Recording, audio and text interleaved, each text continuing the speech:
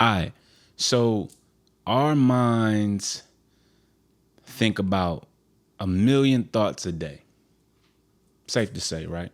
1,000,000 thoughts a day, yet we cycle back to the same 5 or 10 thoughts, yo. Like, think about that. 1,000,000 thoughts a day, and we cycle to the same 5 or 10 thoughts, yo. You ever ask yourself why? You ever ask yourself why you cycle to the same 5 or 10 thoughts, regardless if they're negative or positive? Why? Probably because they're unresolved.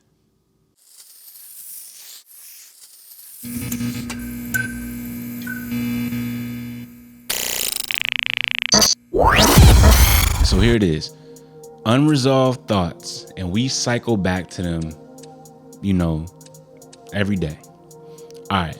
And so the one thing that I've learned in self-discovery, right, and self-mastery is there's 2 ways to go about it. You can ask yourself a lot of questions. So you can ask yourself questions in quantity, or you can ask yourself quality questions. And then you can also do this when, engaging with other people. But for now, we're going to apply it to ourselves.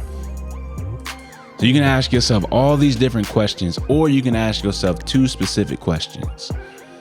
Am I wanting to know what I feel, or am I wanting to know what's making me feel what I'm feeling? Either way it goes, you have to identify both in order to get past the shit. See what I'm saying? Because if you don't know what you're feeling, but you know what's causing it, you see what I'm saying? You're kind of left in that limbo space. If you know what you're feeling, but you don't know what's causing it, you're still left in that limbo space, right? But if you know both, then you'll end up being able to move past whatever has you stuck, cycling back to that same thought. All right, so here's one of the key points in this video is the reason is more important than the emotion. This is not to negate the fact that we have emotions, and I'm not calling you emotional. What I'm saying is that you have to understand the reason why. And because normally, a lot of the times, we proclaim the reason to be outside of us, when really the reason is inside. No one said that you have to feel anything when something happens to you. You just believe that shit.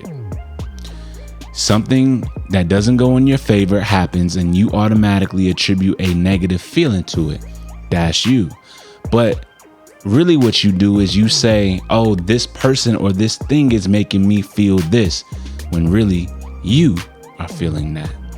You are choosing to relive the situation in the feeling that you have been conditioned into thinking that's how you're supposed to feel. And so when we go through these steps, we start to understand that a lot of this shit comes back to us. I hope that makes sense. Again, the way that we perceive things happening versus how they actually happen can differ and vary in the way that we process it. Now, this does not mean that if something traumatic happened to you, that you don't have the right to feel how you feel.